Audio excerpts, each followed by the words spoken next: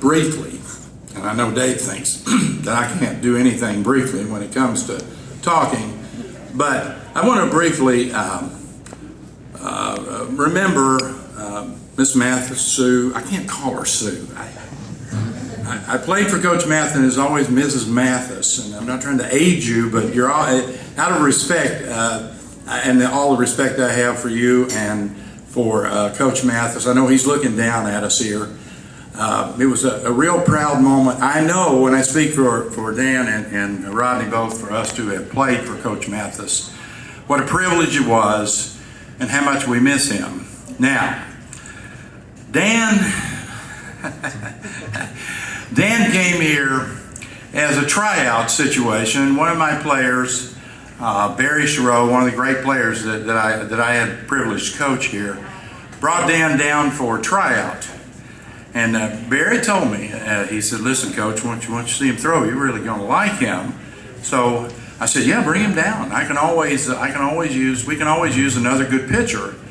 So when he got down, the program says that Dan threw for about 15 minutes. Actually, Dan threw for about 15 pitches. And I looked over at Barry, and the quote in there is correct. I said, "You bring him down here. We need to keep him."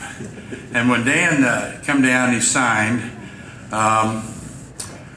Dan it's a different environment than being in Cincinnati, Dayton. Williamsburg's a little different environment, but Dan adjusted really well. And the only story I can tell about him is that there was one night that Dan was getting ready to make a little mistake. I think he was going to head down the road here a little ways, down south of the border, just a few miles. And I told Dan, I said, "Now Dan, you need to not do this and come by and see me in the morning." I said, "I just want to talk to you for a few minutes."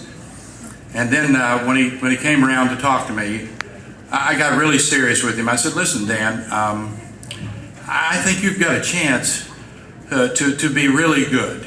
I mean, really good. And you're good now." And I said, I've coached, even as an assistant, I've coached some good players, but you don't get to coach great players very often. And I said, "You have a chance to be great."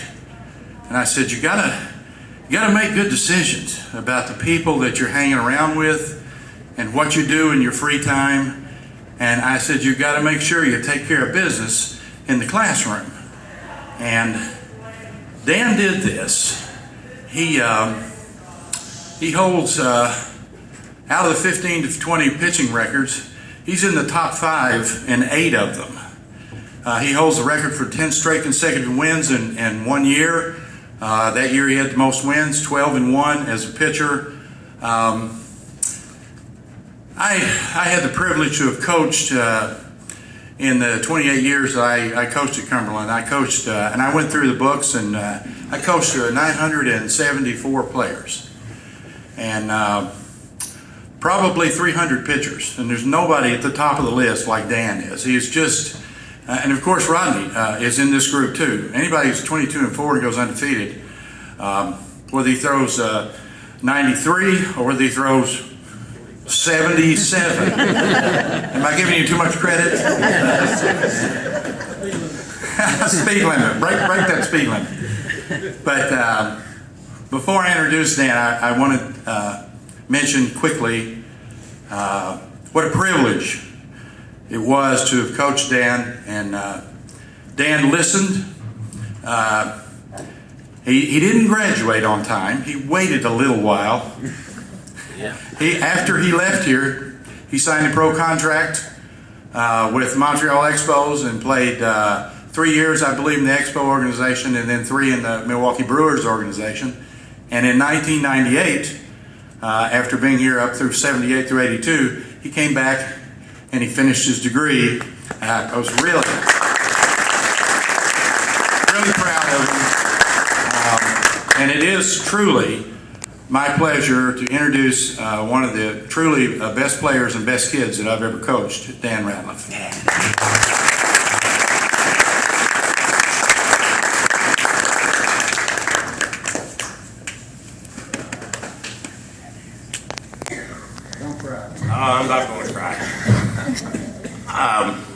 I just want to say thank you so much for this honor. I'm an insurance man, so I'm going to start off with talking about homeowners insurance, auto, and 15 seconds would save you 15%. I got it. Change a bit. And I was like Rodney, I was going to invite the coach's wife down here, but Dave said I wasn't allowed to have that many seats for Terry's wives. So anyway.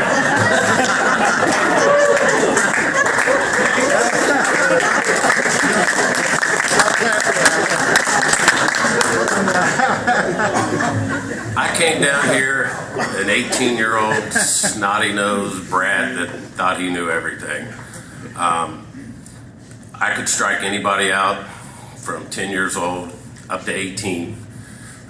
Never got any offers to go to college. I don't know why. I think a lot of teams came to watch me play, but it was my temper, my competitiveness. I'd fight at the drop of a dime, knock somebody off the plate. So a friend of mine came to school down here and he said, "Coach, I think this guy can play for us." And we drove down here on Christmas break and went across the gym over there. I thought it was 15 minutes, but it might have been 15 pitches. But Coach said, "Bring him back." And so I came back. And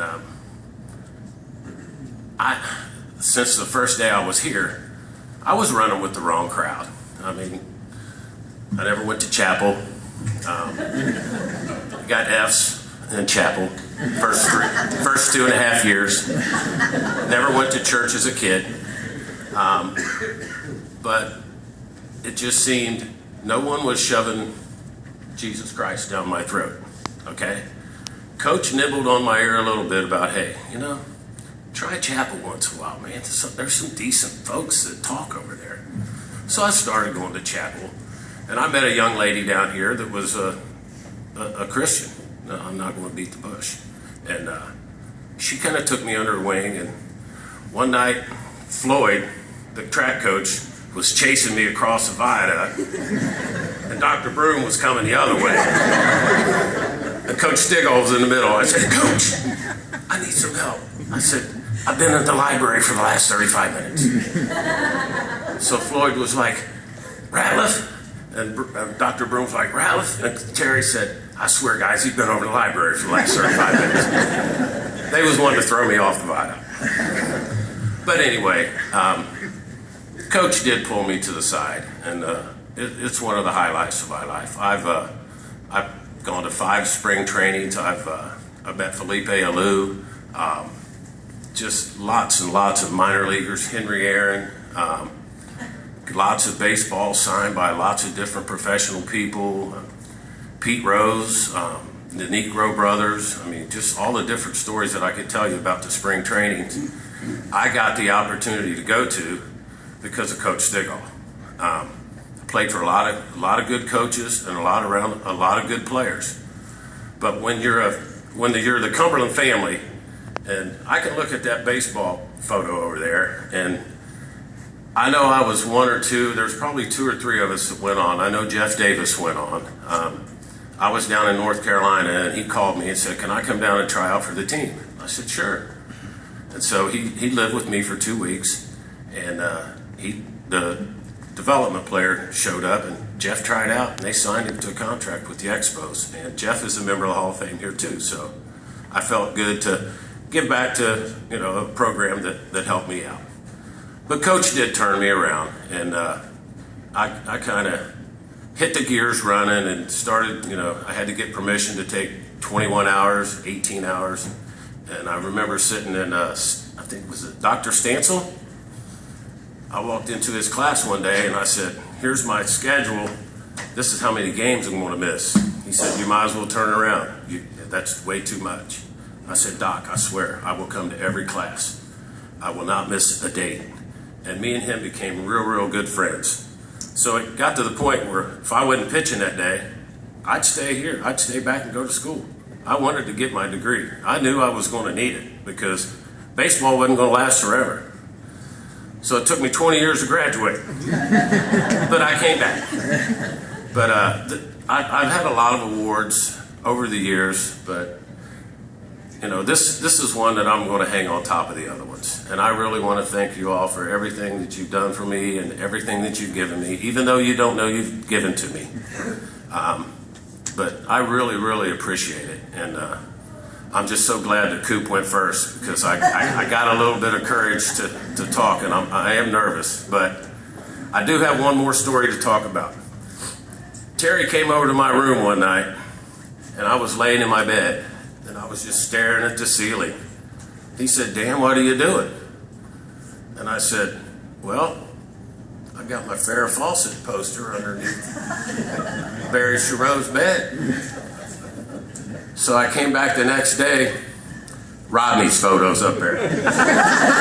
He said, "Dan, if you want to get anywhere, you got to beat this guy back." Thank you very much.